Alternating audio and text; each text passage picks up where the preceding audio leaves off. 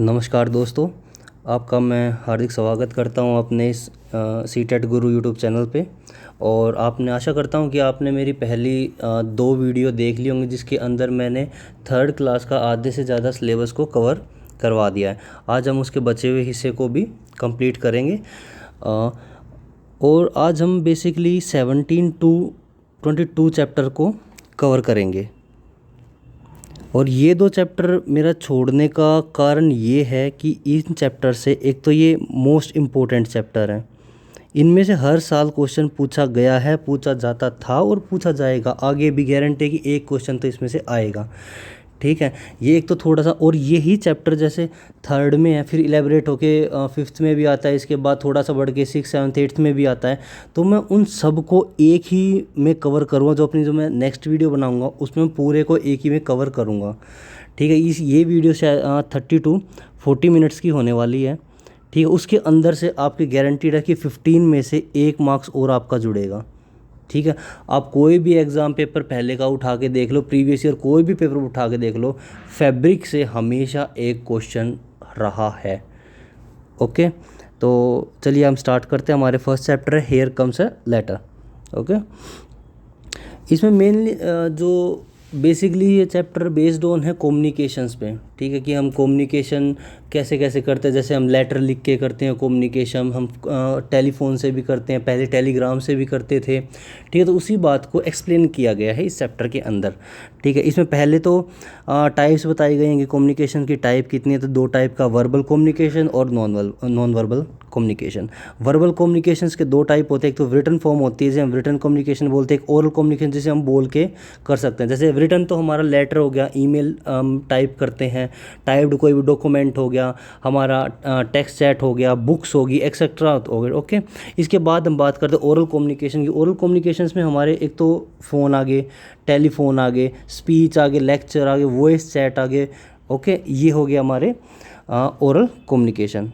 और यही इसको बताया गया है कि भाई नॉन वर्बल्स में हम gesture, science, drawing, graphic design, colour, pictures, paintings का यूज़ करते हैं। ओके, उसके बाद आता है पोस्टल कम्युनिकेशन। पोस्टल कम्युनिकेशन आपको पता होगा। पोस्टल कम्युनिकेशन में जो भी आप डाकघर में आप गए होगे, आप आपने पहले कभी ना कभी चिट्ठी को पोस्ट भी किया होगा, तो उसी चीज़ को यहाँ एक्सप्लेन किया गया है। ठीक है, पोस्टल कम्युनिकेशन वो होता है जिसके अंदर हम लेटर, इनलैंड लेटर और पोस्ट कार्ड का यूज़ करते हैं कम्युनिकेशन के लिए, या फिर किसी को अपना मैसेज कन्वे करने के लिए।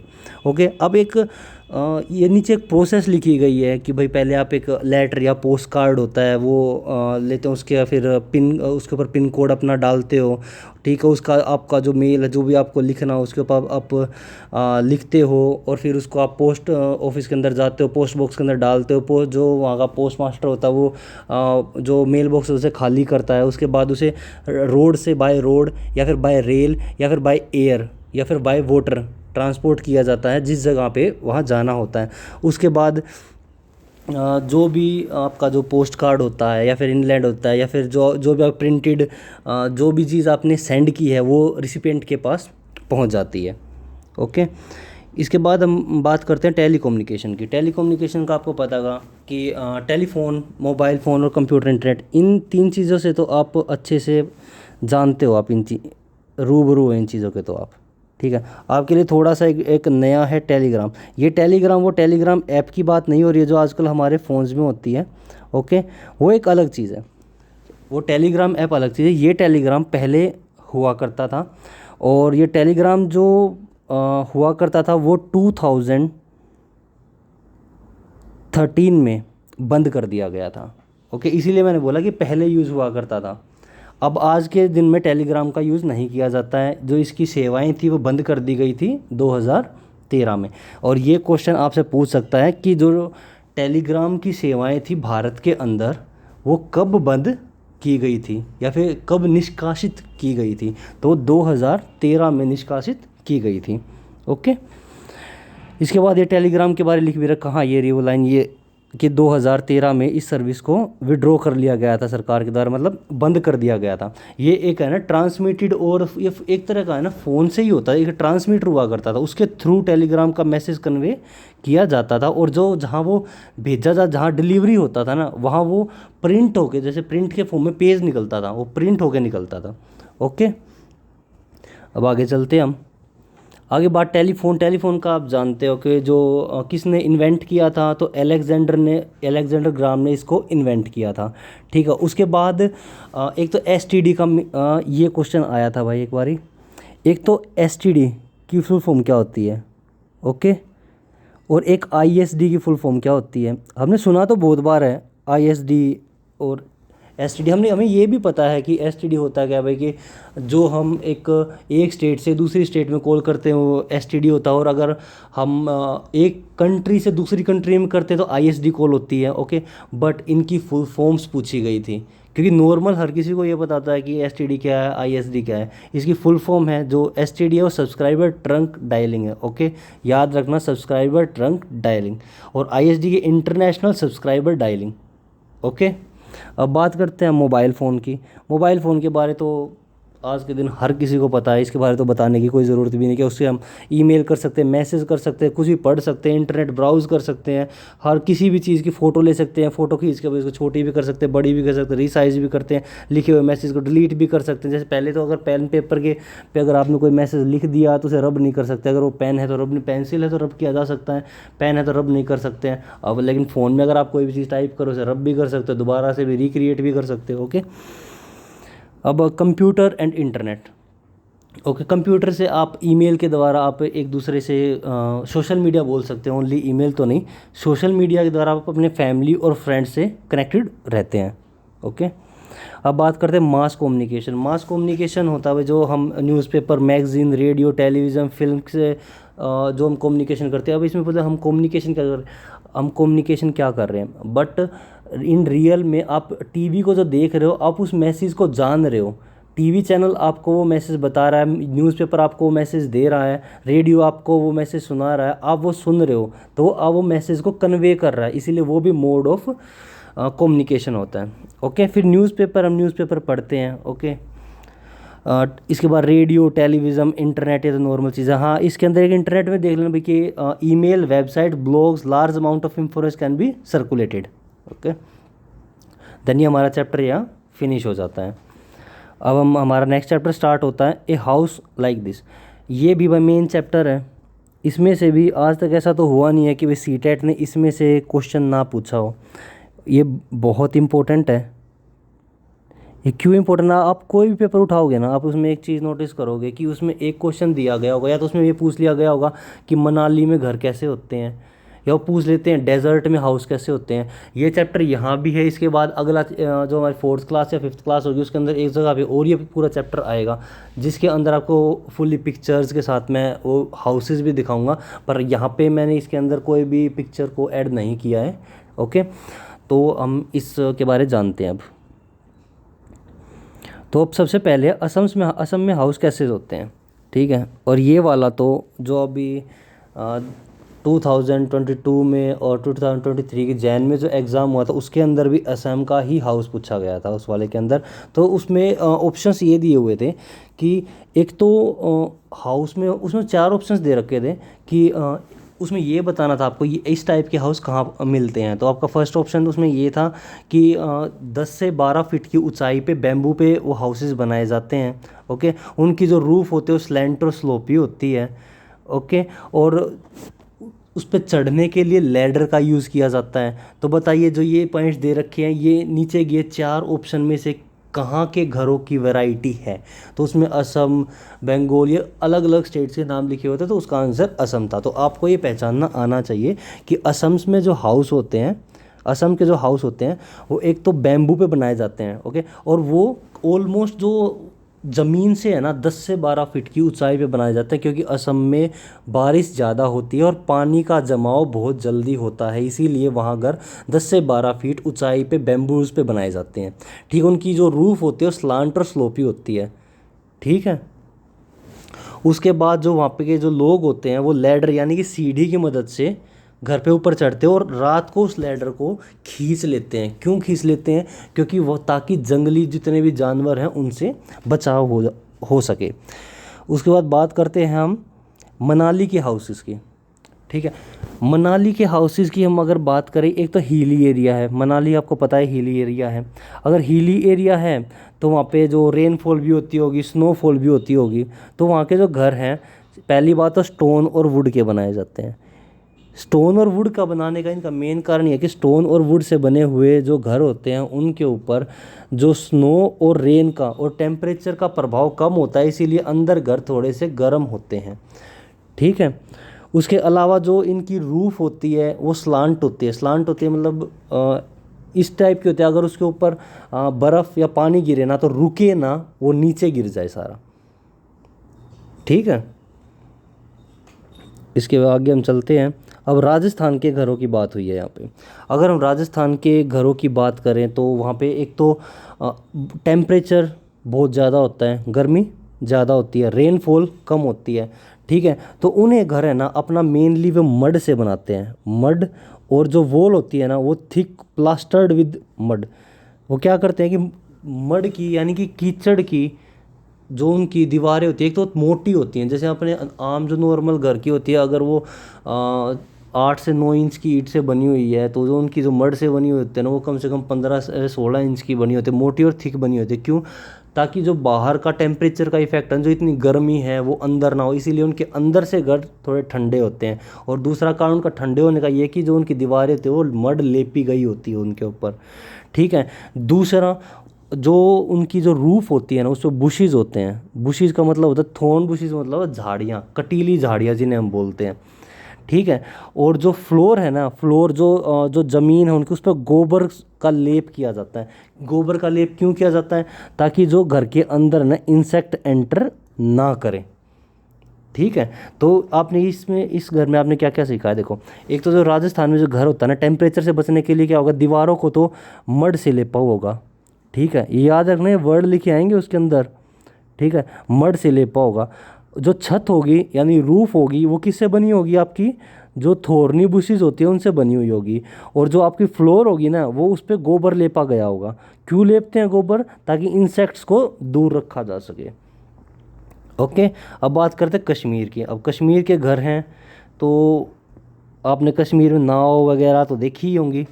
तो बेसिकली जो वहाँ के हाउस बोट्स होते हैं ना, आपने कई बार ये आप मूवीज़ में देखा होगा या आपने टीवी में देखा होगा, वहाँ पे है ना एक वर्ड यूज़ करते हैं शिकारा। ओके, शिकारा। ठीक है, उसे वो होती है हाउस बोट। एक बोट के ऊपर हाउस बने हुए होते हैं, और बेसिकली वो कश्मीर में ही पाए जाते हैं और कहीं नहीं पाए जाते इन इंडिया में तो। ओके। अब है shikara is a type of wooden boat. Shikara क्या होती है? एक वुडन बोट होती है। ठीक है। जब वो कहाँ पाई जाती है? डल लेक में। ठीक है, डल लेक जगह का नाम है। और वाटर बॉडीज़ मतलब झीलें होती हैं या फिर जिसके अंदर आपकी नहरें भी आ गई हैं, तो श्रीनगर कश्मीर में। कहाँ कहाँ? बेसिकली ज़्यादातर डल झील में यानी कि डल लेक में, water bodies of Srinagar and Kashmir में। ओके। अब हम बात करते हैं, ये एक यहाँ पे स्टूडेंट घूमने गए हुए थे, वहाँ की एक ये क्वेश्चन आया भी हुआ है कि जो चार चिनारी है वो ब्लू माउंटेन से घिरी हुई है। ठीक है। ये वर्ड्स याद रखना आपको, मेनली इसके अंदर आपको वर्ड्स पूछता है कि इनमें से कश्मीर में अंदर क्या क्या है। ठीक है, तो चार चिनारी। ओके। रूपनलंक, रूपालंक जिसे बोलते हैं, चार चिनारी भी उसे बोलते हैं। ठीक है, चार चिनारी ये इसी एक ही चीज़ के वर्ड है। ठीक है, ये है ना छोटे छोटे टापू हैं। ठीक है, क्या छोटे छोटे टापू हैं जिन्हें बोलते हैं आइसलैंड्स हैं, छोटे छोटे टापू हैं। किसके अंदर? डल झील यानी डल लेक के अंदर। और वो कहाँ प्रेजेंट है? श्रीनगर में, जम्मू कश्मीर में। ठीक है। और ये यहाँ पे भी दोबारा वही बात बोली गई है कि डल लेक के अंदर 3 आइसलैंड हैं, और 2 of which are marked with, जो उनमें से 2 है ना वो चिनार ट्रीज से घिरे हुए होते हैं और बहुत ही सुंदर होते हैं, बहुत ही सुंदर प्रतीत होते हैं। ठीक है। अब वो चैप्टर हमारा वहाँ फिनिश हो गया है और हम नेक्स्ट चैप्टर यहाँ स्टार्ट करेंगे। और इस चैप्टर में हम बेसिकली पढ़ेंगे एनिमल्स के बारे में कि हमारे पेट, हमारे दोस्त कैसे होते हैं या फिर कैसे होते हैं एनिमल्स। क्योंकि कई तरह के एनिमल्स होते हैं, अभी वाइल्ड एनिमल्स भी होते हैं जो जंगल में रहते हैं, और डोमेस्टिक एनिमल्स होते हैं जो हम घर में रखते हैं, जिनसे हम कुछ ना कुछ जैसे दूध लेते हैं, जैसे गाय होगी और आपकी बफेलो होगी। ठीक है। उसके बाद हम कुछ पेट्स भी पालते हैं जिन्हें हम पालतू बोलते हैं, पेट एनिमल्स बोलते हैं। जैसे हमारा डॉग हो गया, डॉग हम बेसिकली क्यों पालते हैं? अपने घर की सुरक्षा के लिए। बेसिकली उसका काम यही होता है, घर की सुरक्षा के लिए। तो ये इस चैप्टर में वही बताया गया है कि भाई एनिमल्स हमारे आज आस पास में प्रेजेंट होते हैं। डिफरेंट डिफरेंट टाइप के एनिमल्स होते हैं, कुछ इंसेक्ट्स, बर्ड्स, रेप्टाइल्स, मैमल्स भी प्रेजेंट होते हैं, ठीक है। वो भी फूड, वाटर और शेल्टर और सर्वाइव करते हैं हमारे आसपास में, ठीक है। यही बात ली अभी, लोयन होता है, tiger, giraffe, elephant, known as wild animals, जो जंगलों में पाए जाते हैं वाइल्ड एनिमल्स होते हैं। और डोमेस्टिक एनिमल्स का मैंने आपको बता दिया, काऊ होगी, हैन हो गए, शिप हो गए, ओके। और उसके बाद हम बात करते हैं, ये तो वही बात लिख रखी है बस कि भाई डिफरेंट टाइप के एनिमल हमारे आसपास में पाए जाते हैं। यहाँ से ये थोड़ा सा है, मेन इतना नहीं है ये चैप्टर, पर फिर भी चैप्टर अगर सिलेबस में तो ये पढ़ना तो पड़ता है, ठीक है। तो अब वाइल्ड लाइफ एनिमल्स की बात करते हैं। जो वाइल्ड एनिमल्स वे होते हैं जो जंगलों में, फॉरेस्ट में रहते हैं, नेचर में रहना पसंद करते हैं, ठीक है। उनके पास कोई शेल्टर नहीं है, उनको कोई भी शेल्टर प्रोवाइड नहीं करवाई जाती है। वो अपने आप ही जंगल में रहते हैं, अपना शिकार खुद करते हैं, अपना खाना खुद खाते हैं, अपना जो बनाते हैं वो भी खुद ही काम करना होता है, ठीक है। वो फूड वाटर, ठीक है, ये चीज़ हो गई। उसके बाद some of wild animal we can see in zoo, wild animal are ferocious और dangerous, lion is called the king of the jungle, for example fox, deer, lions. आप लोगों ने कई जंगली जानवरों को अपने आसपास जू में भी देखा होगा। जू, आप चिड़ियाघर होते हैं, जू होते हैं घर के आसपास, उसमें देखा होगा। और इसमें बोलेगा जो लोयन है वो जंगल का राजा होता है, ओके। तो ये पिक्चर्स दे दी गई हैं भाई, लोयन की होगी, बियर की होगी, डियर की होगी, जो आपके वाइल्ड एनिमल्स हो गए। उसके बाद डोमेस्टिक एनिमल्स की बात करते हैं, जिन्हें हम घर पे पालते हैं, कुछ ना कुछ उनसे हमें फ़ायदा, हम इसलिए पाल रहे हैं उन्हें। नहीं, अगर हम लोगों को कोई फ़ायदा नहीं होना तो हम डोमेस्टिक एनिमल्स को नहीं पालते, ठीक है। डोमेस्टिक एनिमल्स क्या होगी? हमारी काऊ होगी। अगर काऊ अगर दूध ना देती होती तो मेरे ख्याल से 80 to 90% लोग नहीं पालते, ठीक है।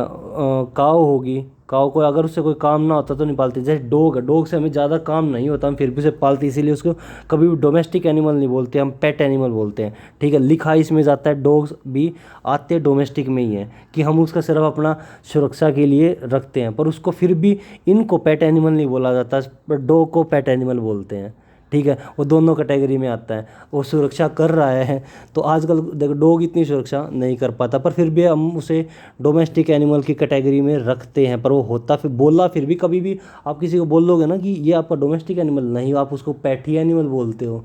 पर भाई अगर एग्ज़ाम में पूछा जाता है ना तो डोमेस्टिक बोलना उसको, ठीक है। ये बेसिकली चैप्टर कराने का मतलब ही ये है। एक तो ये क्वेश्चन अगर आता है ना कि dog is a pet animal और डोमेस्टिक एनिमल, तो पेट पे निशान मत लगाना, डोमेस्टिक पे लगाना, ओके। ये कुछ एनिमल्स हैं, इनकी पिक्चर्स दे रखी है। फिर पेट एनिमल में हो गया आपका डॉग भी आ गया, कैट भी आ गया, पैरट भी आ गया। अगर वो वही मैं बता रहा था कि वो पेट एनिमल में भी आता है और आपका डोमेस्टिक एनिमल में भी आता है, पर आप बेसिकली उसे ना डोमेस्टिक एनिमल की कैटेगरी में रखना। एक क्वेश्चन एक टेट एग्ज़ाम में ही आया हुआ है, शायद से रीट एग्ज़ाम में आया हुआ है, dog is a pet animal और ए डोमेस्टिक एनिमल, पर उसका उन्होंने आंसर डोमेस्टिक एनिमल दे रखा है। तो एक तो आंसर की पे भी डिपेंड करेगा कि भाई क्या सोच के एग्जामिनर ने क्वेश्चन सेट किया है, पर अगर आप इसका आंसर लगाओ तो डोमेस्टिक एनिमल ही लगाना, ओके। और हाँ, एक क्वेश्चन और इस पे आया हुआ था, अदर टेट में आया हुआ था कि इंसान द्वारा पाला गया सबसे पहला जानवर कौन सा था, तो वो भी डॉग था, ठीक है। इंसानों द्वारा पाला गया सबसे पहला वो डॉग ही था। उसके बाद हमारे कुछ नोट्स आगे के, जो एनिमल इज डोमेस्टिक और wild depend on the situation. देखो अब जो काऊ है, शिप है, गोट है, हम दो तरह से नहीं बोलते हैं कि एक तो जंगली भैंस बोल देते हैं बफेलो को, वाइल्ड बफेलो, और एक होती है जो डोमेस्टिक बफेलो। अब वो सिचुएशन पे डिपेंड करती है कि उनकी सिचुएशन का, अगर वो जंगल में फ्रीली ओपनली घूम रही है तो वो वाइल्ड एनिमल है, ओके, वो वाइल्ड बफेलो है। अगर हमने उसे पाल लिया और उससे हम दूध के लिए हम यूज़ कर रहे हैं, ठीक है, उसे हम चारा डाल रहे हैं, उसको हम शेल्टर और फूड हम दे रहे हैं, वो हमें कुछ ना कुछ फ़ायदा दे रही है, ओके, ठीक है। अगर हमने उसको शेल्टर दे दिया, खाने के लिए हमने दिया है, हम उसे पाल रहे हैं, तो वो हो जाएगी डोमेस्टिक, ओके। और जब तक हम वो जंगल में थी, फ्रीली घूम रही थी, तो वो है वाइल्ड।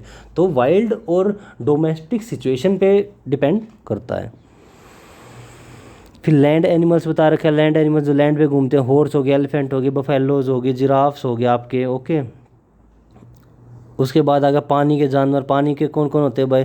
अच्छा हाँ, इसमें एक चीज़ और है, एक क्वेश्चन और इसके अंदर, कि जो पानी के एनिमल्स होते हैं वो सांस कैसे लेते हैं? तो भाई वो गिल्स के द्वारा सांस लेते हैं, ठीक है। उसके अंदर स्पेशलाइज ऑर्गन गिल्स होता है, और गिल्स का काम क्या होता है? और जितनी भी ऑक्सीजन उन्होंने ब्रीथ की है थ्रू स्किन, ठीक है, यानी ये किस टाइप का लेते हैं? ये डिजोल्व ऑक्सीजन को लेते हैं।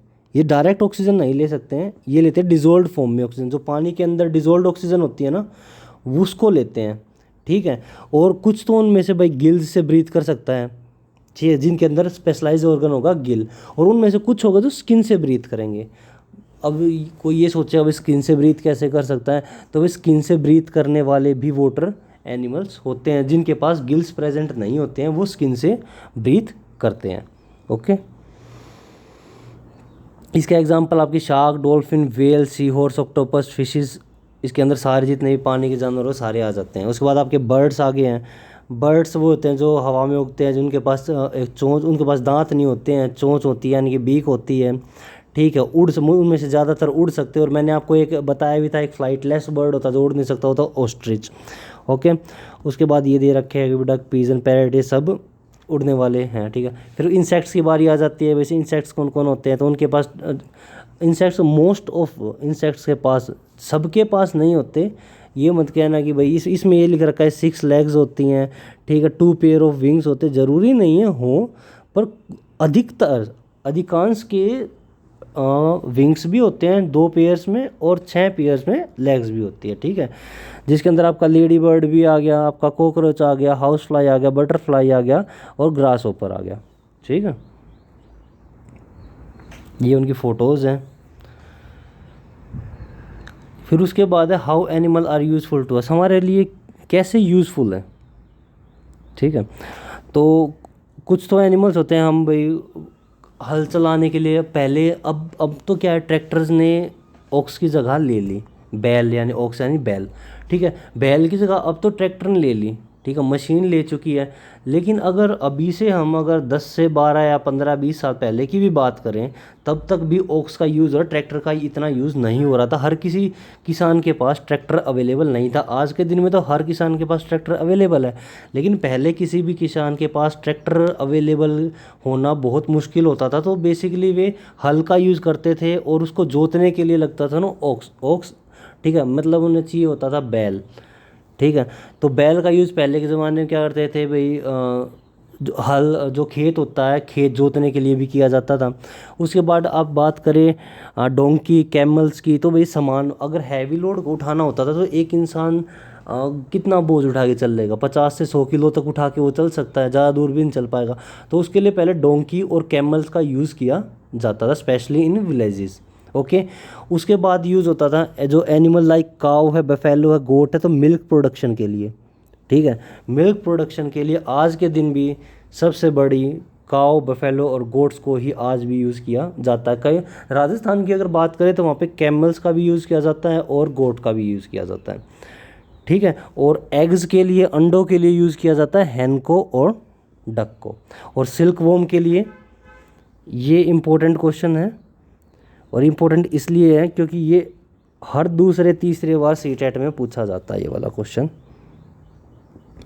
सीटेट के कुछ फिक्स्ड क्वेश्चन होते हैं, ठीक है, जो बार बार पूछता है। बस वो क्या करता है, उसकी जो लैंग्वेज होती है ना थोड़ी सी अलग करता है, थोड़ा सा ट्विस्ट देता है, ताकि बच्चे जो रट्टा मार के गए हुए होते हैं ना, जो पिछले साल के क्वेश्चंस को बस रीड करते हैं, चले जाते हैं अपने PY के क्वेश्चंस लगाते हैं, MCQ क्वेश्चंस लगाए यूट्यूब पे, देखे कि हाँ भाई हो गया ये तो काम, NCERT तो हमने पढ़ी नहीं। तो यो बस थोड़ा सा ट्विस्ट देगा वो सिल्क वोम पे ज़रूर, चाहे वो आपको वुलन के बारे दे देगा, वुलन क्लोथ किससे बनती है, आपको सिल्क वोम पे थोड़ा सा घुमा देगा कि भाई सिल्क वोम के जो लार्वा होता है वो कौन सी स्टेज होती है, और भाई उसके बाद वो क्या बनता है, और कैसे आप रेशम बनाया कैसे जाता है, रेशम यानी सिल्क बनाया कैसे जाता है, वुल बनती कैसे, वो इन चीज़ों पे क्वेश्चंस को घुमा सकता है। उसके बाद हनी से क्या लेते हैं हम, हनी बी से हनी को कलेक्ट किया जाता है, ठीक है। एनिमल लाइक जो डॉग है वो हम गार्ड की तरह यूज़ करते हैं, ओके। चलो अब हम आगे चलते हैं। उसके बाद भाई एक ये क्वेश्चन थोड़ा सा इम्पोर्टेंट हो जाता है, ये क्वेश्चन आपको ना हर, जैसे आप थर्ड पढ़ोगे, फिर फोर्थ पढ़ोगे, फिफ्थ पढ़ोगे, सिक्स सेवन्थ एट्थ तक पढ़ोगे, आपको हर हर एक क्लास में एक जगह पे ये ज़रूर लिखा मिलेगा। आपको ये ज़रूर याद करवाना चाहते हैं कि स्क्रेवेंजर्स नाम की कोई चीज़ होती है। मैंने आपको पहले वीडियो बताई थी, उसमें भी स्क्रेवेंजर्स बताए थे। स्क्रेवेंजर्स क्या होते हैं? जो डेड ऑर्गेनिजम्स पे डिपेंड करते हैं।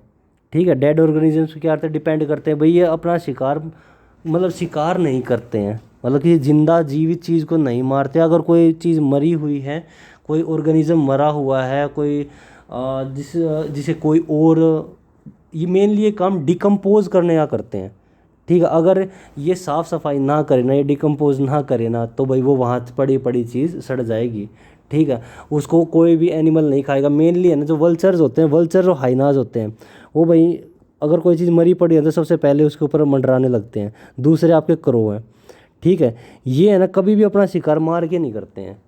ठीक है, ये मरे हुए चीज़ को खाते हैं। आपकी एंट्स होगी, कभी सुना है कि भाई चींटी लोगों को मारने लग रही है? नहीं, अगर कोई मरा हुआ है तो उसको खाएगी भाई वो। अगर कोई चीज़ गिरी हुई है, कोई चीज़ मरी चीज़ पड़ी है, तो चींटियाँ खाएंगी उसको।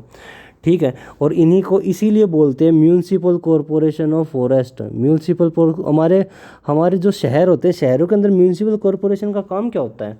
साफ़ सफाई का ही तो काम का होता है। जो हम कूड़ा कचरा हम जो बिखेर रहे हैं अपने आसपास में, उसको साफ़ सुथरा काम करने का किसका है? म्यूनसिपल कॉरपोरेशन का। तो वही काम आंट, क्रो, हाइनार, वल्चर करते हैं हमारे। ये हमारे नेचुरल स्क्रेवेंजर या फिर natural municipal corporation of forest हैं। ओके, तो इसका जो क्वेश्चन 3 बार आ चुका है ये क्वेश्चन। ठीक है, एक बार तो ये पूछा गया था कि फॉरेस्ट का म्यूनसिपल कॉरपोरेशन कौन है। उसके ऑप्शंस पे एक तो वल्चर था और 3 थे वे अदर थे, तो आपको वल्चर आंसर लगाना था। एक बार ये पूछा गया था वल्चर क्या है, तो वल्चर एक स्क्रेवेंजर है। ठीक है, ये भी क्वेश्चन आया था। और एक क्वेश्चन ये आया हुआ कि आंट किस कैटेगरी में आता है, तो वो भी स्क्रेवेंजर्स में ही आता है। ठीक है, आता वो इंसेक्ट में भी है, वो इंसेक्ट भी है, वो कीड़ा ही है, इंसेक्ट ही, पर वो उसे बोलते स्क्रेवेंजर। स्क्रेवेंजर बोलने का मतलब वो कभी शिकार नहीं करता अपना, वो हमेशा मरे हुए चीज़ को ही खाता है। आगे चलते हैं भाई हम। आगे ड्रॉप बाय ड्रॉप, इसमें मेनली बात की गई है वाटर की। आप भाई थर्ड क्लास किसी भी क्लास में चले जाओ, आपको वाटर पे एक चैप्टर मिलेगा। और ज़रूरी भी है इस चैप्टर के बारे में इतना कुछ बोलना है, बताना है। इतना चैप्टर देख क्यों रहे हैं? क्योंकि हम क्या करें, इतना हमने वाटर को वेस्ट कर दिया। आज जो हमारी पृथ्वी है, आज उस पर पानी है ना 97% ओशंस के अंदर, जिसे हम पी नहीं सकते। पानी हमारे पास बहुत है। थ्री फोर्थ जो अर्थ का हिस्सा वो पानी से ढका हुआ है। सिर्फ 1% जो 1/4 हिस्सा है वही अर्थ है, मतलब ज़मीन है, वरना सारा पानी। पर हम उस पानी को पी नहीं सकते। पीने लायक पानी सिर्फ मुश्किल से ले दे के 2.5 से 3% पानी जो पीने लायक, और उसमें से भी सिर्फ 1% पानी ही रिवर से आ रहा है। बाकी तो जो ऊपर पर्वतों पे ग्लेशियर्स हैं, आइस कैप्स है, जो नॉर्थ पोल और साउथ पोल में बर्फ़ जमी हुई है, जो साफ़ पानी है वो है। टोटल 3% है, लेकिन पीने के लिए 1% है। और पर पानी हमारे पास इतना सारा होते हुए भी हमने इतना पोल्यूशन फैला दिया, इतना पोल्यूटेड कर दिया वाटर को, कि वो पीने लायक बचा ही नहीं है। तो इसीलिए भाई हर क्लास में इस चैप्टर का देना अनिवार्य इसीलिए किया गया, ताकि आने वाली जो जनरेशन है हमारी, वो सीख सके कि हमें पानी को बचाना है। ओके, अब ये वही बात लिख रखी है भाई इसमें कि जो अर्थ है ना, वो 4th of the surface are covered with water, और 1 मतलब ये कह रहा है कि जो 3/4 थर्ड, जो 3/4 जो अर्थ है उस पे वाटर है। ठीक है, वाटर कितना है? 3/4 है। और 1/4 क्या है? आपकी लैंड है। ओके, 1/4 आपकी लैंड है और 3/4 आपका वाटर है। और लैंड पे तो अभी तक कोई क्वेश्चन नहीं आया है आज तक, पर पिछले 10 साल में सिर्फ एक ही बार एक क्वेश्चन पूछा गया था कि अर्थ पे कितना, अर्थ का कितना हिस्सा पानी से ढका हुआ है, तो 3/4 हिस्सा पानी से ढका हुआ है। ठीक है, तो भाई दोबारा भी पूछ सकते हैं, ज़रूरी नहीं है कि वो नहीं पूछा तो दोबारा पूछे ही नहीं गए। उसके बाद आपका सोर्स ऑफ वाटर के बारे में बात हो रही है। ठीक है, इस पर आपका एक बार क्वेश्चन आया है, एक बार नहीं 2 बार आया आपका। ठीक है, मतलब वो एग्ज़ाम एक ही बार था, वो आपका जो जैन में 2021 में हुआ था वो एग्ज़ाम था। और उसके अंदर आपकी शिफ्ट जो थी ना, सॉरी 22, ठीक है, शिफ्ट अलग अलग थी, था वो एक ही एग्ज़ाम पर 2 बार 2 अलग अलग शिफ्टों में इस क्वेश्चन को पूछा गया है। ठीक है। उसके अंदर मेनली ये एक बार तो ये पूछा गया था कि आपका जो पृथ्वी पे वाटर है जो ओशंस में प्रेजेंट है, जो पानी पीने लायक नहीं हो, कितने परसेंट है, तो 97% है। ठीक है। और 3% हमारा पानी कहाँ से मिलता है, तो लेक, पॉन्ड, स्ट्रीम्स, रिवर से ही मिलता है। और इनमें से भी जो आपका जो 1% वाटर है ना, वो है पीने लायक। ठीक है। उसके बाद आपका जो लगभग 2%, लगभग अप्रोक्स बता रहा हूँ मैं, ठीक है, अप्रोक्स है, वो जो ट्रैप है ना, वो आइस कैप्स में ट्रैप है। किस में ट्रैप है? आइस कैप्स में। आइस कैप्स किसे बोलते हैं हम? आपने सुना होगा आइस कैप होता क्या है? आइस कैप होता है ग्लेशियर्स। ग्लेशियर्स ग्लेशियर्स क्या होते हैं? जो पहाड़ों के ऊपर जो बर्फ़ जमी हुई होती है ना, वो सारा ग्लेशियर बोला जाता है, यानी कि आइस कैप्स बोला जाता है, उनके अंदर वाटर ट्रैप्ड है। ओके। इसके बाद हमारे लिए क्यों ज़रूरी है पानी? अगर पानी नहीं होगा तो प्लांट, एनिमल, ह्यूमन बीइंग, भाई सबकी एक नीड है, उसके बिना वो जी नहीं सकते हैं। ठीक है। पानी के ऊपर हम चाहे प्लांट हो चाहे एनिमल हो, सब कुछ डिपेंडेंट होता है। अलग अलग पर्पज़ के लिए यूज़ किया जाता है। बाथ के लिए यूज़ करते हैं, क्लीन धोने के लिए, ड्रिंक वाटर के लिए यूज़ करते हैं भाई। ठीक है। वाटर हेल्प टू, अगर पानी नहीं होगा तो बीज है ना कभी भी फूट के बाहर नहीं आएगा, फ्रूट नहीं बन पाएगा, पेड़ नहीं बन पाएगा, इरिगेशन नहीं हो पाएगी, यानी कि खेतों में पानी नहीं लग पाएगा, खेतों में पानी नहीं लगेगा तो अनाज नहीं हो पाएगी। पानी ख़त्म हो गया तो भाई देखो हीट बढ़ेगी। ठीक है। अब जो हमारी क्लीनिंग है, क्लीनिंग बंद हो जाएगी, हीट बंद हो जाएगी, कूलिंग है। ठीक है। जितने भी आपके इलेक्ट्रिक अप्लाइंसिस है ना, पानी का यूज़ किया जाता है, जैसे मोटर अप्लाइंसिस होता है, जैसे हमारी कार होगी, कार के रेडिएटर में पानी डलता है, क्यों डलता है? एज ए कूलेंट यूज़ होता है, कार के इंजन को ज़्यादा गर्म नहीं होने दिया जाता है। ठीक है। आपका मोड ऑफ ट्रांसपोर्ट है भाई, water is use for transport and reactions to, मतलब अगर हम पानी नहीं पियेंगे, अब ये जो रिएक्शंस की बात आ रही हो, हमारे अंदर की बात हो रही है, अगर हम पानी पिए नहीं गए तो हमारे अंदर भाई ना तो एक तो ब्लड सूख जाएगा। ब्लड क्या है भाई? 90% हमारा पूरा ही शरीर है पानी से ही तो बना हुआ है लगभग। बहुत थोड़ा हिस्सा है जो हार्ड मास का बना हुआ है, नहीं तो बाकी सारा का सारा तो भाई जितना भी वो पानी से बना हुआ है। ठीक है। अगर पानी नहीं होगा तो हम तो बिल्कुल सूख जाएंगे। पानी के बिना तो हम खाने के बिना हम 3 दिन तक जी सकते हैं, लेकिन पानी के बिना जीना एक दिन भी दुश्वार हो जाएगा। ठीक है। उसके बाद बात करते हैं, water has a property of fluidity and a solubility. The property make it useful to process of digestion, blood circulation, excretion. वही बात जो मैंने अभी बताई आपको कि भाई अगर पानी नहीं होगा ना तो फ्लूइडिटी होगी ना सोलिबिलिटी, खत्म हो जाएगी। यार वाटर का काम ही क्या होता है? फ्लूइडिटी पानी पहुंचाना, सोलिबिलिटी हर चीज़ को अपने अंदर घुलने देना। अगर वो काम होगा ही नहीं तो डाइजेशन की प्रोसेस ही खत्म मान लो। ब्लड सर्कुलेशन, बिना पानी के ब्लड बचेगा ही कहाँ हमारे शरीर में। एस्क्रीशन, जब हम कुछ पानी पिए ही नहीं गए, एस्क्रीशन तो मतलब निकालना होता है, तो हम निकालने क्या गया, हमने कुछ पिया ही नहीं है। दूसरा, हमारी बॉडी का टेम्परेचर रेगुलेट कैसे होएगा? बॉडी तो भाई गर्म ही गर्म होती जाएगी, हमारा इंजन तो सारा ही गर्म हो जाएगा। ठीक है। अगर पानी नहीं डाला ना, पानी हमारे अंदर कूलेंट का काम करता है। स्वेट नहीं निकलेगा, स्वेट आए, पसीना आए कहाँ से? अगर पानी पिया ही नहीं है तो पसीना कहाँ से आएगा? ठीक है।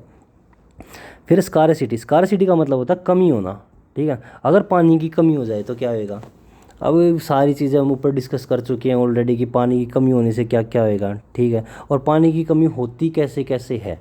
ठीक है। अब इससे इस चीज़ में वो है, एक तो हम एक्सेस ऑफ वाटर भाई यूज़ करते हैं, पानी को वेस्ट करते रहते हैं। जैसे एक बाल्टी में नहाना हो, 4 बाल्टी में नहा रहे हैं। गाड़ी को साफ़ करना, 2 बाल्टी पानी है, 1 बाल्टी पानी में हो सकता, पर नहीं, नल के लगा के 10 बाल्टियाँ हमें बहाना है।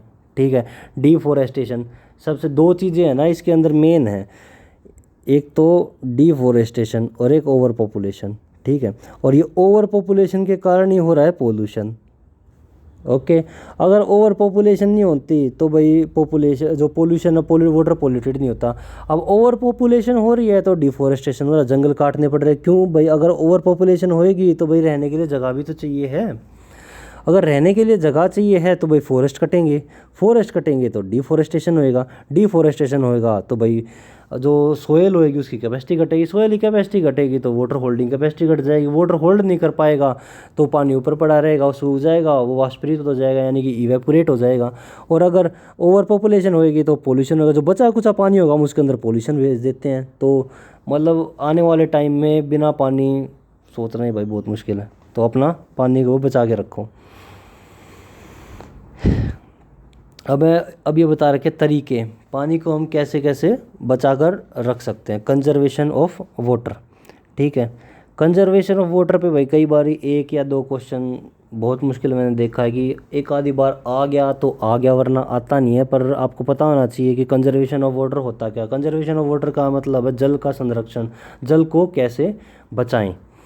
ठीक है, इसके लिए सबसे पहले तो एफोरेस्टेशन। अभी आप बोलोगे कि अभी तो आपने सर कुछ बोला डिफोरेस्टेशन, अब बोला आपने एफोरेस्टेशन, तो इन दोनों के बीच में आप डिफरेंस को समझिए। डिफोरेस्टेशन होता है जब हम जंगल को काटते हैं, जब जंगल कटेंगे, पेड़ कटेंगे, तो बोलेंगे हम उसे डिफोरेस्टेशन। ठीक है, कोई चीज़ डिके हो रही है। अब इससे याद रख सकते हो कि डी डी जो आगे वर्ड है डिके, यानी कि जंगल को काटा गया, खराब। डिके का मतलब क्या होता है? खराब। वैसे डिके का मतलब खराब और गलना दोनों होता है, I know very well, but जो मेरा मेन है वो आपको बस एक ट्रिक देने का है कि आप समझ सको कि बस आगे जो डी वर्ड है डिफोरेस्टेशन के आगे, उससे आप इतना पता चल जाए डिफोरेस्टेशन का मतलब है कि जंगलों को काटा गया। ए फॉरेस्टेशन का मतलब है जंगलों को लगाना। अब जंगलों में अगर पेड़ लगाया जाए, जंगलों को बचाया जाए, तो वाटर की जो पेनिट्रेटिंग है, जो सोयल है ना, वो बच सकती है। सोयल बचेगी। सोयल अगर मेन काम है ना, एक प्लांट है ना हमारे जीवन में बहुत ज़्यादा महत्व रखता है। ठीक है, अगर एक प्लांट अपनी जगह से हट जाता है ना, तो वो ज़मीन भी धीरे धीरे देखना, एक तो अपनी जो वाटर होल्डिंग कैपेसिटी है ना वो खोने लग जाएगा। क्यों? क्योंकि जो उसकी जो ट्री की जो रूट्स होती हैं ना, वो पूरी सोयल को बांध के रखती है, पर वो धीरे धीरे क्या करेगा, वो अपनी होल्डिंग कैपेसिटी को खोने लग जाएगा। पानी पेनिट्रेट होकर नीचे निकल जाएगा, मिनरल्स नीचे चल जाएंगे, धीरे धीरे वो ज़मीन भी बंजर होने लग जाएगी। ठीक है, इसीलिए एफोरेस्टेशन यानी कि जंगलों को बचाना और जंगलों में नए पेड़ को लगाना बहुत इम्पोर्टेंट हो जाता है। ठीक है, उसके बाद हमारा इरिगेशन। अगर पानी नहीं हुआ तो इरिगेशन नहीं होगा। तो अब इरिगेशन के टाइम पे क्या करते हैं, हम खेत में पानी को जमा कर देते हैं, मतलब बहुत वेस्टेज करते हैं वाटर की। पर हम इरिगेशन में कैसे बचा सकते हैं? ये क्वेश्चन भाई आया है और कई बार आया है, डिप इरिगेशन के थ्रू और स्प्रिंकलर सिस्टम के थ्रू। डिप इरिगेशन और स्प्रिंकलर सिस्टम है क्या चीज़, अभी हम ये समझते हैं दोनों चीज़ें हैं क्या। ठीक है, डिप इरिगेशन का मतलब होता है आपका एक खेत है। ओके, ये आपका एक खेत ले लीजिए, आपका एक फील्ड है, खेत है, इसके अंदर आपने एक लाइन के अंदर प्लांट्स लगा दिए हैं।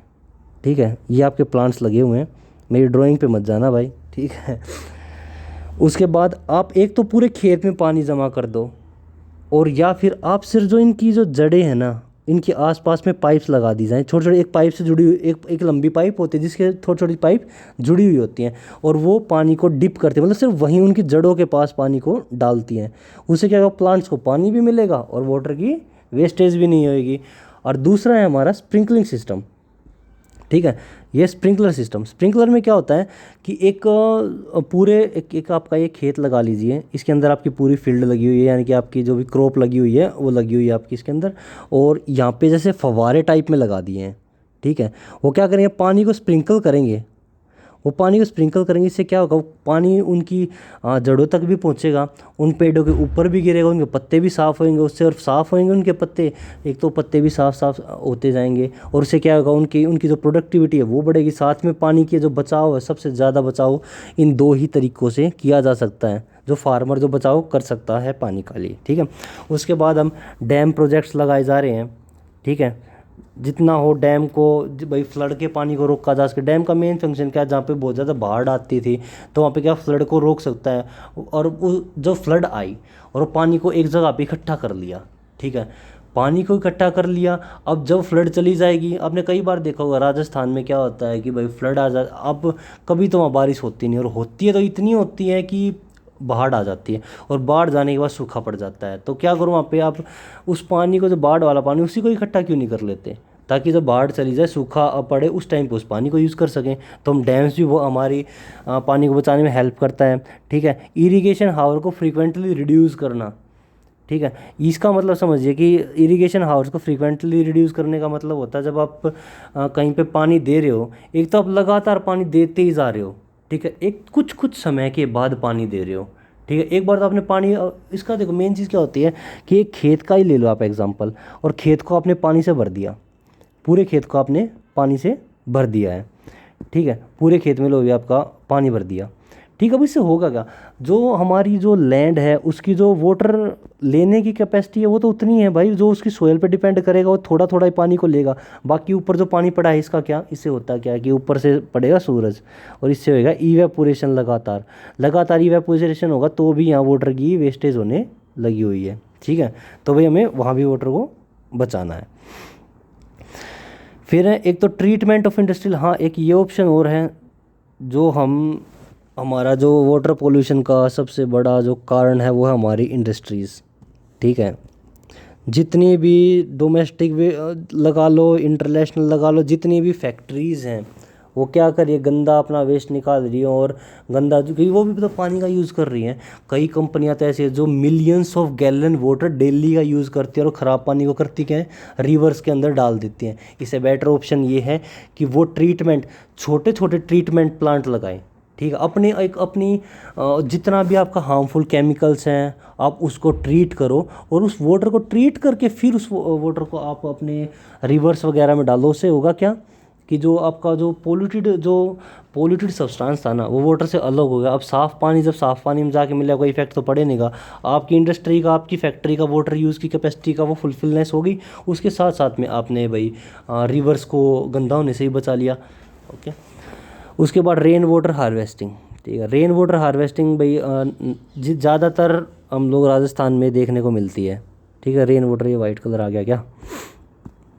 ठीक है, रेन वाटर हार्वेस्टिंग ज़्यादातर क्या होता है हम राजस्थान में देखने को मिलता है। क्यों भाई राजस्थान में, जब क्योंकि वहाँ पे क्या होता है कि पानी की कमी होती है, तो क्या होता है रेन घरों की एक तो छतों को भी वो क्या करते हैं, स्टोरेज टैंक की तरह यूज़ कर सकते हैं। कैसे, देखिए एक जैसे कि राजस्थान के अंदर, बेसिक राजस्थान में होता है, बाकी हर जगह पे करना चाहिए, जिससे आजकल तो हर जगह पे सिटीज़ में भी हर जगह पे यूज़ करने लग गए हैं अब तो। ठीक है, ये एक बिल्डिंग है आपकी, एक ये बिल्डिंग बना रखी है और ये आपकी छत है। तो इससे क्या होगा, जब ऊपर से बारिश आएगी ना तो छतों पे एक तो पानी इकट्ठा हो जाएगा, उसके बाद छत से यहाँ आएगी एक पाइप, वो पाइप जाएगी नीचे, जो बेसमेंट होता है ना, बेसमेंट में होता है वाटर स्टोरेज टैंक, उसमें जाके पानी को स्टोर कर देगा और इसमें लगा होता है पंप। ठीक है, जब बारिश चली जाती है उसके बाद जब हमें इस पानी का जो यहाँ पे वाटर आके स्टोर हो जाता है, इस स्टोर्ड वाटर को पंप के द्वारा हम वापस ऊपर चढ़ा लेते हैं अपने वाटर टैंक्स में। वाटर टैंक से क्या होता है, पूरी बिल्डिंग की सप्लाई फिर से चालू की जाती है। ठीक है, तो इससे क्या होता है, वाटर की एक तो वेस्टेज भी बचती है, दूसरा जो रेन है हम उसके जो वाटर है उसको भी कंजर्व कर लेते हैं। ठीक है, तो यही बात भाई इसमें लिखी गई है। और एक ये क्वेश्चन जो आप लोगों को लगता है कि ईवीएस का क्वेश्चन पूछा जा रहा है, जो ये होता है एनसीईआरटी बेस्ड है, वो ये वाटर, जो हमारा वर्ल्ड वाटर डे है वो कब सेलिब्रेट किया जाता है, तो वो 22 मार्च को सेलिब्रेट किया जाता है। याद रखना, ये क्वेश्चन आने की, किसी अगर शिफ्टों में एग्ज़ाम होता है ये आने की पूरी संभावना है अब की बारी। ठीक है, ये क्वेश्चन आएगा क्योंकि ये क्वेश्चन केवीएस में भी वही कई शिफ्टों में पूछा गया है, क्योंकि केवीएस का एग्ज़ाम अभी हुआ है। ठीक है, केवीएस हो गया, और वैसे भी नॉर्मल जितने भी टीचिंग के एग्ज़ाम होते हैं ना उसमें एक ये वर्ल्ड वाटर डे के रिगार्डिंग तो पूछ ही लेते हैं, क्योंकि ईवीएस में बहुत कम डेज़ के बारे बताया गया है। तो भाई एक ये इम्पोर्टेंट इसीलिए हो जाता है, पूरी थर्ड क्लास में एक दो ही डेज़ हैं जो बताए गए हैं।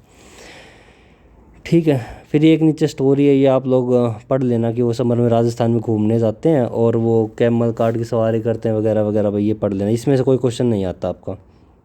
ठीक है, वो स्टोरेज टैंक वगैरह देखते हैं इधर, बस वो जो मैंने बताया था ना घरों के ऊपर स्टोरेज टैंक हो रहा। ठीक है, उसको रीयूज़ ऑफ वाटर, तो रीयूज़ ऑफ वाटर क्या करते हैं भाई हम, एक तो जो शावर चला के नहाते हैं, ठीक है, वो पानी ज़्यादा वेस्ट करते हैं, उसके जगह हम क्या कर सकते हैं, एक बकेट में नहा सकते हैं। इंस्टॉल रेन बैरल्स का यूज़ कर सकते हैं, क्रिएट कर सकते हैं हम रेन गार्डन्स का। ठीक है, उसके बाद हम rain garden take advantage land natural water run off to nourish the plant that live there. ठीक है, उसके बाद हम वेजीज़ को धोते हैं, उस टाइम पे भाई पानी को थोड़ा कम यूज़ किया कर, ज़्यादा पानी का यूज़ ना किया अगर, थोड़े पानी से एक दूसरा पोछा में हम मोपिंग का मतलब था पोछा मारना, पोछा मारते हैं हम भाई अपने फ्लोर पे पोछा करते हैं, तो उसमें हम पानी का कम से कम यूज़ कर सकते हैं। दूसरा व्हीकल्स को धोने के लिए, जैसे मैंने स्टार्टिंग में बताया था कि आप लोग जब एक बाल्टी वाटर का यूज़ कर सकते हो, तो एक व्हीकल को वॉश करने के लिए तो पाइप लगा के 10 बाल्टी पानी ख़राब करने का कोई मतलब नहीं बनता है। ठीक है, तो अब हमारा नेक्स्ट चैप्टर स्टार्ट हो गया है, फैमिलीज़ कैन बी डिफरेंट। ठीक है, तो ये वाला जो चैप्टर है ना इसमें से बेसिकली क्वेश्चन नहीं पूछा जाता है। ठीक है। वैसे अगर आप इस चैप्टर को रीड करना चाहो ना तो कर सकते हो। इसमें बस मेनली जो क्वेश्चंस बनते हैं जो मेरे को लगते हैं वो यही है कि वो पूछ सकता है गंगटूर कहाँ पर है, तो आंध्र प्रदेश की जगह। इसमें एक स्टोरी दे रखी है, जैसे बच्चे की स्टोरी है कि उनका घर कहाँ पे है, तो उनके घर में कौन कौन है भाई, दादा थी दादी थी। मेनली मेरे को इस चैप्टर का सिर्फ इतना लगा कि ये चैप्टर ईवीएस में इसलिए दिया गया हो कि ताकि वो स्टेट्स के नाम जान सके कि आंध्र प्रदेश में गंगटूर नाम की जगह है। ठीक है। ऐसे ही फिर कई ऐसी सिटीज़ को बताने के लिए ये बेसिकली ये चैप्टर दिया गया, कोई अलग से क्वेश्चन नहीं आया हुआ इसका। ठीक है। जैसे इसमें चेन्नई के बारे बताया गया है, चेन्नई के लोगों में अम्मा वर्ड यूज़ किया जाता है। ठीक है। और उसके बाद ये भी इतना काम का नहीं है। ये मुंबई के बारे बता रहे, बस ये सिटीज़ के नाम याद करवाने के लिए है बस बच्चे, ताकि सिटीज़ के नाम जान सकें। ठीक है। यहाँ पे भी कृष्णा टुगेदर इट नहीं, इसमें भी इतना काम का नहीं है भाई चैप्टर में भी। ठीक है। उसके बाद आता है लेफ़्ट और राइट। इसमें बस एक ये है कि ये चैप्टर भी हम नक्शा बनाने के लिए क्या क्या यूज़ करते हैं, तो भाई सिंबल्स का यूज़ करते हैं। इसमें बस एक ये चीज़ थोड़ी सी इम्पोर्टेंट हो जाती है, लैटिट्यूड और लॉन्गिट्यूड होता क्या है। अब लोगों ने सुना भी होगा लैटिट्यूड और लॉन्गिट्यूड, और फिर भी नहीं बता पाते हैं। और ऐसे ही वो क्वेश्चन पूछता है कि लैटिट्यूड और लॉन्गिट्यूड होता है, वो करता क्या है कि बेसिकली बोलता है ट्रांसवर्स या लॉन्गिट्यूडनल सेक्शन में कौन सा होता है। तो आप एक ही आप पृथ्वी मान लीजिए, ये आपकी पृथ्वी है। ठीक है। तो आप देखोगे इसके ऊपर ना कुछ रेखाएं बनी होती हैं, कुछ तो होती हैं ऐसे जो लंबी लेटी हुई होती हैं। ठीक है। जो रेखाएं लेटी हुई हैं, याद रखना, जो रेखाएं लेटी होगी लैटिट्यूड होगी। ओके। याद करने का तरीका इसको भाई साइंस से मत जोड़ लेना। ठीक है। जो लाइनें लेटी हुई हैं, याद रखना लैटिट्यूड लाइंस कौन सी होती हैं, जो हमारे इक्वेटर की तरह लगी हुई होती हैं। इक्वेटर कौन सी, जो बीच वाली होती है, मध्यांश रेखांश से बोलते हैं हम। ठीक है। जो ऐसे में होगी, जो ऐसे में होगी, वो होंगी सारी लैटिट्यूड्स, और ये होंगी लॉन्गिट्यूड्स। ये जो लंबी होंगी वो होंगी लॉन्गिट्यूड्स। ठीक है। जो ये लंबी होती हैं वो होती हैं लॉन्गिट्यूड लाइंस। ठीक है। ये बस ये बताया गया कि भाई मैप को बनाने के लिए हमें क्या क्या चाहिए होता है, हमें सिंबल्स की ज़रूरत होती है। बस बेसिकली इस चैप्टर में यही बताया गया। कोई नॉर्मल एक लड़की है, उसने अपना घर जाने के लिए उसने सिंबल्स बनाए, और ऐसे ऐसे सिंबल बनाए। और आप ये ट्रैफिक सिंबल्स लगभग सब जानते होंगे कि लेफ़्ट जाने का, राइट जाने का, यू टर्न का, लेफ़्ट यू टर्न का, राइट, ये सब ये अगर आप पढ़ना चाहो तो पढ़ लो। आज तक कोई क्वेश्चन तो इसमें से सीटेट ने कभी आज तक पूछा नहीं है। ठीक है। तो यहाँ तक करेंगे हम। इससे जो ये नेक्स्ट चैप्टर है वो हम पढ़ेंगे हम अपनी नेक्स्ट वीडियो में। एक तो ये वीडियो भी लंबी होगी, मैं ट्राई करता हूँ कि मैं 45 मिनट की वीडियो बनाऊँ। पहली वीडियो मेरी 1 आवर की हो गई है, क्योंकि जो वे थे वो थोड़े से लंबे और लेंथी चैप्टर थे। ठीक है। मैं ट्राई करूँगा कि मेरी सारी वीडियो 45 मिनट्स की, 40 और 45 मिनट्स की हो, ज़्यादा लंबी ना हो, और उसमें ही सारा सिलेबस कवर हो जाए। नेक्स्ट वीडियो मैंने आप बता दिया कि ये 2 चैप्टर्स मैंने आपके लिए क्यों छोड़े हैं। तो आज की वीडियो हम यहीं ख़त्म करते हैं। आपका दिन शुभ रहे। जय हिंद, जय भारत।